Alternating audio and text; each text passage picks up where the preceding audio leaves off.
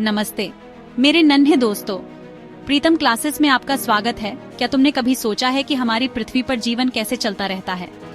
ये एक बहुत ही अद्भुत प्रक्रिया है जिसे प्रजनन कहते हैं। छोटी सी चींटी से लेकर विशाल भेल तक सभी जीव प्रजनन करते हैं। इसी तरह से वो अपनी प्रजाति को बचाए रखते हैं। प्रजनन एक चमत्कार है जो मौजूदा जीवन से नया जीवन बनाता है।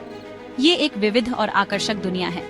कुछ जीव बहुत ही सरल तरीकों से प्रजनन करते हैं, जबकि कुछ की प्रक्रियाएं जटिल और खूबसूरत होती हैं। खोज की इस यात्रा में हम जानेंगे कि जानवर किस तरह से प्रजनन करते हैं। हम सबसे सरल जीवों से लेकर जटिल जीवों तक का सफर करेंगे और जीवन के रहस्यों को उजागर करेंगे। चलो शुरू करते हैं अलैंगिक प्रजनन से। ये एक मजेदार तरीका है जहां एक ही जनक संतान पैदा करता है। संतानें आनुवंशिक रूप से हूबहू अपने जनक की तरह होती हैं, बिल्कुल क्लोन की तरह। एक छोटे से बैक्टीरिया की कल्पना करो। यह खुद को 2 भागों में विभाजित करके प्रजनन करता है। इस प्रक्रिया को द्विविखंडन कहते हैं। एक और उदाहरण है मुकुलन, जहां एक नया जीव जनक के शरीर से बाहर निकलता है। हाइड्रा, जो एक छोटा सा मीठे पानी का जानवर है, इसी तरह से प्रजनन करता है। अलैंगिक प्रजनन संख्या में तेजी से वृद्धि करने का एक सरल और कारगर तरीका है। यह स्थिर वातावरण में विशेष रूप से उपयोगी है। अब चलो जानते हैं लैंगिक प्रजनन की दुनिया के बारे में। इस जटिल नृत्य में 2 जनक शामिल होते हैं, जहां हर एक अपनी आनुवंशिक जानकारी का योगदान देता है। जीन के इस मिश्रण से ऐसी संतानें पैदा होती हैं जो अद्वितीय होती हैं, दोनों जनकों से अलग। लैंगिक प्रजनन हालांकि अधिक जटिल है, लेकिन इसका एक महत्वपूर्ण लाभ है वेरिएशन। किसी प्रजाति के भीतर यह भिन्नता बदलते परिवेश के अनुकूलन के लिए आवश्यक है। यह बीमारी या जलवायु परिवर्तन जैसी चुनौतियों का सामना करने में जीवित रहने में मदद करती है। इसे ऐसे समझो, यदि सभी व्यक्ति एक जैसे हैं, तो एक ही बीमारी उन सभी का सफाया कर सकती है। लेकिन भिन्नता के साथ कुछ व्यक्तियों में ऐसे लक्षण हो सकते हैं जो उन्हें जीवित रहने और प्रजनन करने की अनुमति देते हैं। लैंगिक प्रजनन युग्मक नामक विशेष सेलों पर निर्भर करता है। पुरुषों में शुक्राणु और महिलाओं में एग। ये युग्मक प्रजनन अंगों द्वारा निर्मित होते हैं। स्तनधारी हमारी तरह आंतरिक निषेचन करते हैं। नर मादा के शरीर के अंदर शुक्राणु जमा करता है, जहां निषेचन होता है। पक्षियों में भी आंतरिक निषेचन होता है, हालांकि वे अंडे देते हैं। रेप्टाइल्स और उभयचरों में कई तरह के तरीके होते हैं। कुछ में आंतरिक और कुछ में बाहरी निषेचन होता है। प्रजनन प्रणालियों में विविधता पृथ्वी पर जीवन की अद्भुत अनुकूलन क्षमता को दर्शाती है। भाग 5, निषेचन की यात्रा। निषेचन वह जादुई क्षण होता है जब एक शुक्राणु कोशिका एक अंडाणु कोशिका के साथ मिलती है। यह संलयन युग्मनज नामक एकल कोशिका बनाता है, जिसमें एक नए व्यक्ति के लिए आनुवंशिक खाका होता है।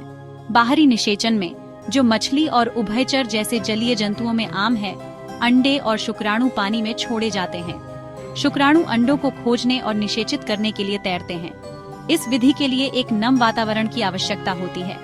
आंतरिक निषेचन विकासशील भ्रूण को अधिक सुरक्षा प्रदान करता है। भ्रूण मां के शरीर के अंदर या एक सुरक्षात्मक अंडे के भीतर सुरक्षित रूप से विकसित हो सकता है।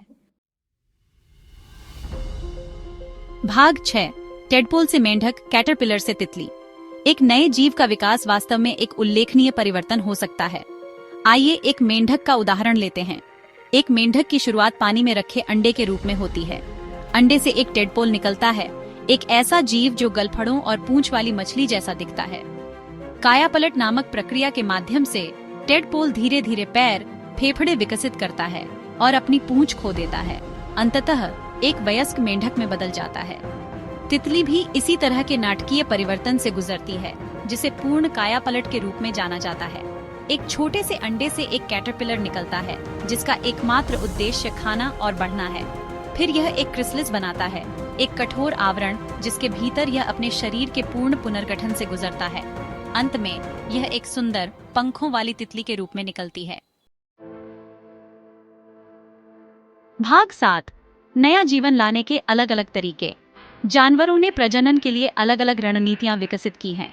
कुछ जानवर जैसे पक्षी, रेप्टाइल्स और कई मछलियां अंडप्रजक होती हैं। वे अंडे देते हैं और उनके बच्चे मां के शरीर के बाहर विकसित होते हैं।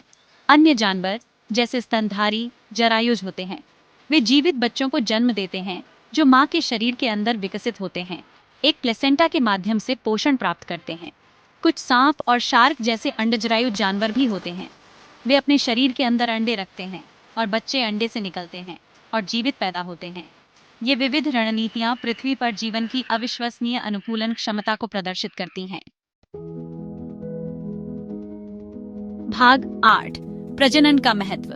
जैसा कि हमने देखा, पशु प्रजनन एक विविध और आकर्षक दुनिया है।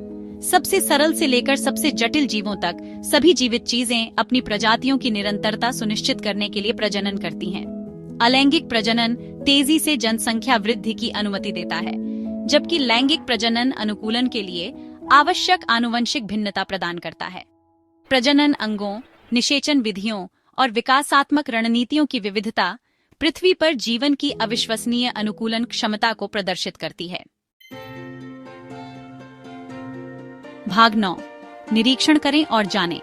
तो अगली बार जब आप किसी पक्षी को घोंसला बनाते हुए या मकड़ी को जाला बुनते हुए देखें, तो प्रजनन की अविश्वसनीय प्रक्रिया को याद रखें। अपनी आंखें खुली रखें और अपने मन को जिज्ञासु रखें। वीडियो देखने के लिए धन्यवाद।